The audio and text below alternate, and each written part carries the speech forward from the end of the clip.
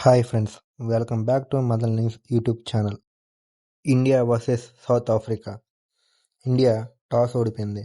South Africa toss గెలిచి first batting ఎంచుకున్నారు. In fact India toss ఓడిపోయినా స్టార్ట్ మాత్రం బాగానే వచ్చింది. ఫస్ట్ ఓవర్లోనే బుమ్రా డీకాక్ని అవుట్ చేశాడు. అండ్ అదే మూమెంటాన్ని కంటిన్యూ చేస్తూ మన బాజీ యాడమ్ మాక్రమ్ వికెట్ తీశాడు. సౌత్ ఆఫ్రికా పవర్ ప్లేలోనే 3 వికెట్లు కోల్పోయింది. అప్పుడొచ్చాడు the dangerous man David Miller. వచ్చి రావడంతోనే షార్ట్స్ ఆడటం మొదలుపెట్టాడు.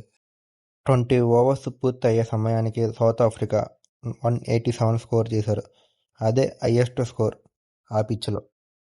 ఇండియా చేజింగ్ విషయానికి వస్తే ఎక్కడ చేజ్లో ఉన్నట్టే కనపడలేదు. పవర్ ప్లేలోనే 3 వికెట్ల కోల్పోయారు. వరుస పెట్టి వికెట్లు పడతానే ఉన్నాయి. రిక్వైర్ 100 పెరిగిపోవడం వల్ల సూర్య కూడా రాంగ్ షాట్ ఆడాల్సి వచ్చింది. సౌత్ ఆఫ్రికా బౌలింగ్ అటాక్లో మార్క్ అయాన్సన్ 4 వికెట్స్ సాధించాడు. సో ఇండియా అయితే మ్యాచ్ ఓడిపోయింది. ఇండియా 76 రన్స్ తేడాతో మ్యాచ్ ఓడిపోయింది. ఇది ఇండియాకి సెకండ్ బిగ్గెస్ట్ ఓటమి. పాయింట్స్ టేబుల్స్ విషయానికి వస్తే ఇండియా ఒక నెట్ రన్ -3.800లో ఉంది.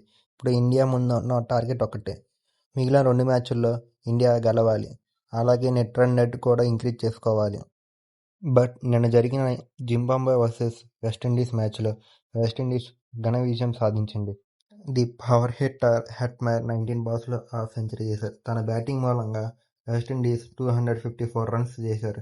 ఆ స్కోర్ని జింబాబ్వే చేజ్ చేయలేక 107 రన్స్ తేడాతో వెస్టిండీస్ మీద మ్యాచ్ ఓడిపోయారు. ఈ మ్యాచ్ యొక్క ఫలితం మూలంగా ఇండియా యొక్క సెమీఫైనల్ ఛాన్సెస్ తగ్గినాయని చెప్పవచ్చు. ఇప్పుడు ఇండియాకి మిగిలిన 2 మ్యాచ్లను ఇండియా గెలవాలి అండ్ నెట్ రన్ కూడా ఇంప్రూవ్ చేసుకోవాలి. అండ్ సౌత్ ఆఫ్రికా కూడా మిగిలిన 2 మ్యాచ్లను గెలవాలి. అప్పుడే ఇండియా సెమీఫైనల్కి క్వాలిఫై అవ్వగలదు.